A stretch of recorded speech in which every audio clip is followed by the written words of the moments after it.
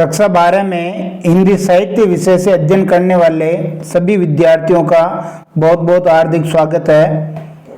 साहित्य संगम YouTube channel आपके लिए मोस्ट इम्पोर्टेंट प्रश्न लेकर के आया है। अंतरा भाग 2 में जो लेखक परिचय, जिनका साहित्यिक परिचय आपके 2 अंक का पूछा जाएगा, तो जितने भी पाठ आपके लगा रखे हैं गद्य के, उन सभी गद्य पाठकों के लेखकों का साहित्यिक परिचय मैंने बहुत ही शॉर्ट एंड स्वीट रूप से यहाँ उपलब्ध करवाया है।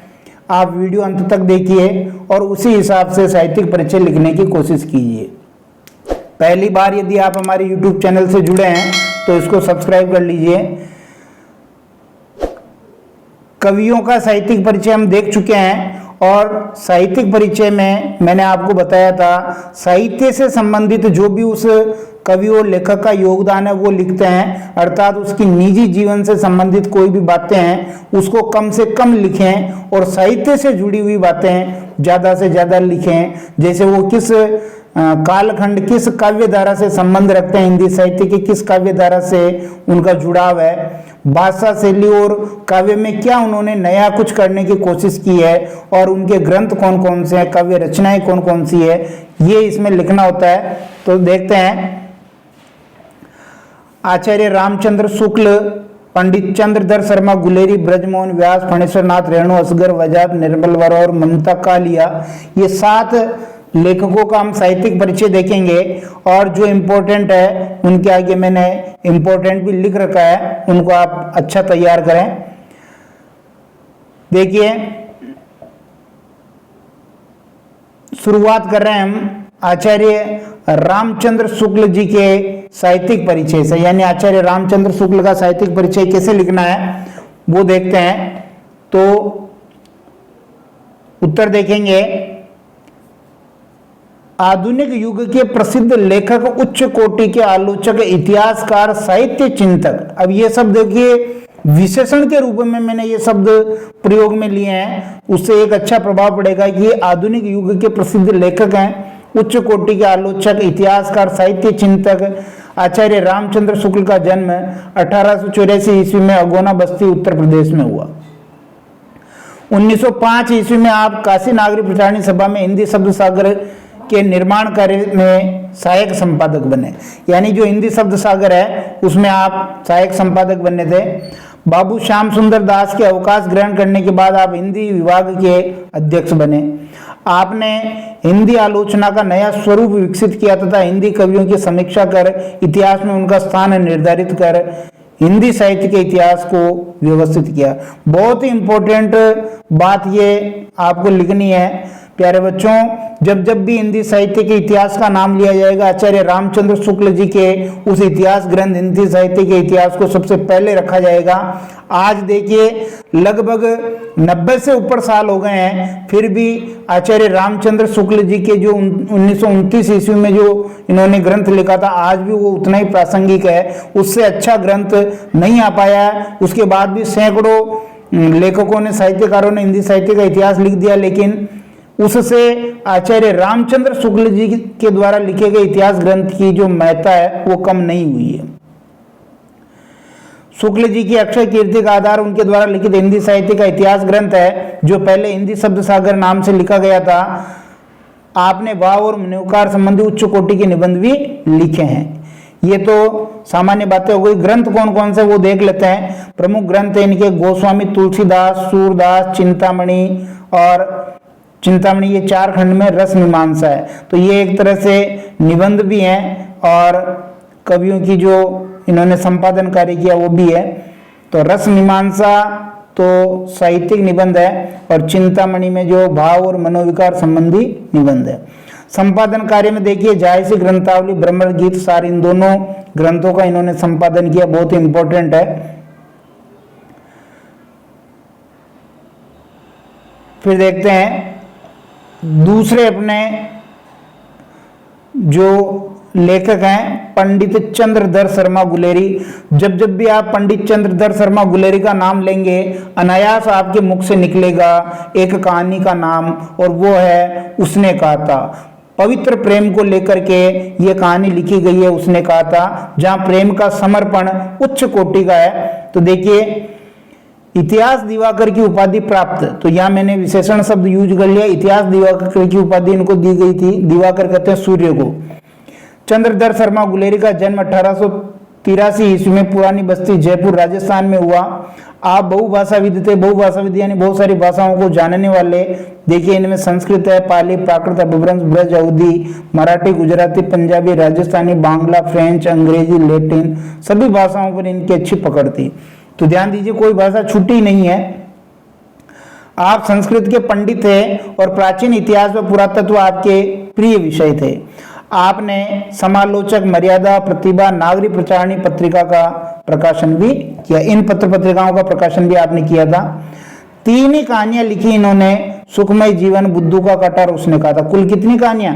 3 कहानियां लिखी अपने पूरे इन्होंने जीवन काल में। और आप ये देखिए, जैसे बिहारी ने गागर में सागर भर दिया था, बिहारी सत्सई लिख करके एक ग्रंथ उनको उस उच्चता की कोटि तक पहुंचा गया था, ऐसा ही 3 कहानियों में से जो कहानी है उसने कहा था, इसने पंडित चंद्रधर शर्मा गुलेरी जी को बहुत प्रसिद्धि दिलाई। उसने कहा था कहानी तो गुलेरी जी का पर्याय बन गई है। ये 1915 में सरस्वती पत्रिका में प्रकाशित हुई थी। कौन सी पत्रिका में? सरस्वती पत्रिका थी, उसमें प्रकाशित हुई थी। आप काशी हिंदू विश्वविद्यालय के प्राच्य विभाग के प्राचार्य भी बने। ये पंडित चंद्रधर शर्मा गुलेरी जी के बारे में हम लिखेंगे। उसके बाद देखिए, तीसरा अपने को लेखक परिचय लिखना, ब्रजमोहन व्यास का। उत्तर लिखेंगे, ब्रजमोहन व्यास का जन्म 1886 ईस्वी में इलाहाबाद उत्तर प्रदेश में हुआ। आप इलाहाबाद नगर पालिका की कार्यपालक अधिकारी भी रहे। आपकी रुचि पुरातत्व संबंधी सामग्री के संग्रहण में रही, यानी पुरातत्व से जुड़े हुए जितने भी विषय हैं उसमें आपकी रुचि थी। आप लीडर समाचार समूह के जनरल मैनेजर रहे। इलाहाबाद संग्रहालय की स्थापना में आपका योगदान अविस्मरणीय है, यानी बहुत ही उसको शुरू से खड़ा किया था। आपकी प्रमुख कृतियां अगर हम देखें तो आत्मकथा, मेरा कच्चा चिट्ठा, वेरी वेरी मोस्ट। और आपको पता है कि जो आपके अंश लगा हुआ है वो इसी आत्मकथा का अंश है, जिसमें इलाहाबाद संग्रहालय की स्थापना का वर्णन है। जीवनी इन्होंने लिखी थी पंडित बालकृष्ण भट्ट की और महामना मदन मोहन मालवीय की। अनुवाद इन्होंने जानकी अरण का किया। तो ये ब्रजमोहन व्यास जी का साहित्यिक परिचय है। इसके बाद अगर हम देखें आगे, आपके जाने माने और हिंदी के प्रसिद्ध साहित्यकार, उपन्यासकार, और इनकी विशेषता है आंचलिकता, यानी अंचल विशेष को आधार बना करके इन्होंने जो काम किया है, हिंदी साहित्य में ऐसा काम दूसरे नहीं कर पाए हैं। फणीश्वर नाथ रेणु जी का अपने को साहित्यिक परिचय लिखना है, तो उत्तर लिखेंगे, आंचलिक कथाकार और उपन्यासकार फणीश्वर नाथ रेणु का जन्म 1921 ईस्वी में ओरई इंगना, पूर्णिया, बिहार में हुआ था। यानी जो इन्होंने अपने रचनाओं में उल्लेख किया है वो आंचलिकता का उल्लेख महत्वपूर्ण किया। अंचल विशेष इनकी रचनाओं में नायक बनकर के आया है। आपने भारत छोड़ो आंदोलन और नेपाल के राणाशाही विरोधी आंदोलन में भूमिका निभाई। प्रगतिशील विचारधारा के समर्थक रेणु ने कहानी, उपन्यास तथा निबंध लिखे। आपने हिंदी में प्रेमचंद की विरासत को नई पहचान दी। जैसे प्रेमचंद ग्रामीण जनजीवन से जुड़े हुए थे, ऐसे ही इन्होंने अपने साहित्य में उसी ग्रामीण परिवेश को, वहाँ के अंचल विशेष को अपने साहित्य में जगह दी। आपने अंचल विशेष को, वहाँ की भाषा को, वहाँ के जीवन और वातावरण को अपनी रचनाओं में चित्रित किया। तो आंचलिक कथाकार, उपन्यासकार रेणु जी हैं। रचनाएं आप देखेंगे, कहानी संग्रह में ठुमरी, अगिनखोर, आदिम रात्रि की महक, तीसरी कसम उर्फ मारे गए गुलफाम। और उपन्यास है मेला आंचल, वेरी वेरी मोस्ट। ये सबसे पहला आंचलिक उपन्यास प्रसिद्ध माना जाता है। परती परिकथा, जुलूस, पलटू बाबू रोड, दीर्घ तपा, ये इनके प्रमुख उपन्यास हैं। बहुत इंपॉर्टेंट है रेणु जी का साहित्यिक परिचय। इसके बाद आप देखेंगे असगर वजाहत का साहित्यिक परिचय हमको लिखना है। तो असगर वजाहत का जन्म 1946 ईस्वी में फतेहपुर उत्तर प्रदेश में हुआ। आपने प्रारंभ में विभिन्न पत्र पत्रिकाओं का काम किया था। आपने कहानियां लिखी, नाटक, उपन्यास, लघु कथा लेखन के अलावा फिल्मों व धारावाहिकों के लिए पटकथा का लेखन किया। वेरी वेरी मोस्ट है, जो स्क्रिप्ट राइटिंग है वो आपने काम किया, पटकथा लेखन का काम, चाहे वो फिल्म हो, धारावाहिक हो। आपकी भाषा में गंभीरता और व्यंग्यात्मकता है। आपने गजल की कहानी वृत्तचित्र का निर्देशन किया और बूंद बूंद धारावाहिक का लेखन काम किया। तो स्क्रिप्ट राइटिंग से ये जुड़े हुए हैं, ये आपको ध्यान होना चाहिए। उसके बाद देखेंगे इनकी रचनाएं कौन कौन सी है। कहानी संग्रह देखेंगे दिल्ली पहुंचना है, स्विमिंग पूल, सब कहाँ कुछ, आदि बानी, मैं हिंदू। और नाटक देखेंगे फिरंगी लौट आए, इन्ना की आवाज, वीर गति, समिधा, जिस लाहौर नहीं देखा अकी, और नुक्कड़ नाटक में सबसे सस्ता गोश्त। उपन्यास इनके रात में जागने वाले, पैर दोपहर तथा सात आसमान, कैसी आगी लगाई। ये असगर वजात का जो है साहित्यिक परिचय है, ये इनकी रचनाएं हैं। उसके बाद देखेंगे नई कविता आंदोलन के बहुत ही प्रमुख कवि हैं आपके निर्मल वर्मा। नई कविता नहीं, नई कहानी उसको लिखेंगे, नई कहानी आंदोलन के। तो देखिए नई कहानी आंदोलन के प्रणेता निर्मल वर्मा का जन्म 1929 ईस्वी में शिमला हिमाचल प्रदेश में हुआ। तो ये इनकी विशेषता होगी कि हिंदी की ये नई कहानी आंदोलन से जुड़े हुए थे। आपने चेकोस्लोवाकिया में चेक उपन्यासों तथा कहानियों का हिंदी में अनुवाद किया। हिंदी व अंग्रेजी में समान अधिकार रखने वाले निर्मल वर्मा ने टाइम्स ऑफ इंडिया तथा हिंदुस्तान टाइम्स के लिए अंग्रेजी में यूरोप की सांस्कृतिक एवं राजनीतिक समस्याओं पर लेख और रिपोर्टाज लिखे। इसके बाद इन्होंने कौन कौन से ग्रंथ लिखे वो देख लेते हैं, बहुत इंपॉर्टेंट है ये।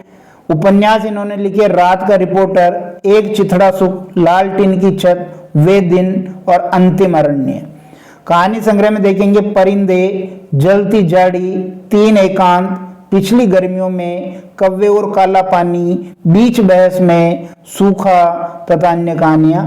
संस्मरण देखेंगे धुंध से उठती धुंध और चीड़ों पर चांदनी, हर बारिश में, बहुत इंपॉर्टेंट इनके संस्मरण है। निबंध संग्रह देखेंगे शब्द और स्मृति, कला का जोखिम, ढलान से उतरते, ये इनकी निबंध संग्रह है।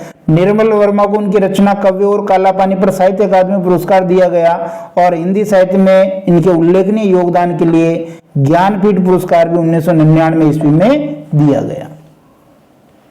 बहुत इंपॉर्टेंट है निर्मल वर्मा। इसके बाद देखिए अंतिम अपने लेखक हैं ममता कालिया, बिल्कुल महिला लेखिका है ये। इनका साहित्यिक परिचय लिखना है, स्त्री विमर्श की लेखिका। तो इन्होंने अपने साहित्य में स्त्री विमर्श का खूब जिक्र किया है, इससे जुड़ी हुई रचनाएं लिखी है। तो स्त्री विमर्श की प्रमुख लेखिका ममता कालिया का जन्म 1940 ईस्वी में मथुरा उत्तर प्रदेश में हुआ। आप भारतीय भाषा परिषद कलकत्ता की निदेशक भी रही। हिंदी के प्रसिद्ध साहित्यकार रविंद्र कालिया से इनकी शादी हुई थी। आपने कहानियां, नाटक और उपन्यास लिखे हैं। तो इनका साहित्य में क्या क्या योगदान रहा वो देखते हैं। काफी अच्छा साहित्य इन्होंने लिखा है। उपन्यास में देखेंगे सबसे पहले बेघर, नरक दर नरक, प्रेम कहानी, एक पत्नी के नोट्स, दौड़ और दुखम सुखम, ये इनके उपन्यास हैं। बहुत प्रसिद्ध रहे हैं इनके उपन्यास। दुखम सुखम पर तो इनको जो है पुरस्कार भी मिला था, व्यास सम्मान। कहानी संग्रह में देखिए थिएटर रोड के कौवे, 25 साल की लड़की, सीट नंबर 6, एक अदद औरत, ये इनके कहानी संग्रह हैं। ये भी चर्चित रहे, ये लेटेस्ट है। थिएटर रोड के कौवे और 25 साल की लड़की है, तो अभी लेटेस्ट कहानी संग्रह है। हिंदी कहानी के परिदृश्य पर आपकी उपस्थिति 7वें दशक से निरंतर बनी हुई है। आपके 12 कहानी संग्रह हैं जो संपूर्ण कहानियां नाम से 2 खंडों में प्रकाशित है। यानी ममता कालिया ने कहानियां खूब लिखी है। आपको दुखम सुखम जो उपन्यास था उसके लिए व्यास सम्मान 2017 मिला। उत्तर प्रदेश हिंदी संस्थान से आपको साहित्य भूषण और कहानी सम्मान भी प्राप्त हुए हैं। ये ममता कालिया का साहित्यिक परिचय था। इस प्रकार अपने पाठ्यक्रम में शामिल इन सभी लेखकों का मैंने बहुत ही सारगर्भित साहित्यिक परिचय बताने की कोशिश की। आप इसको याद करें, आपको अच्छे अंक मिलेंगे। कवियों का साहित्यिक परिचय मैंने पहले भी बता दिया है और काव्य खंड के सभी मोस्ट इंपोर्टेंट प्रश्न मैंने बता दिए हैं। अब आपको और किस संबंध में वीडियो चाहिए आप कमेंट बॉक्स में जरूर बताएं। बहुत बहुत धन्यवाद।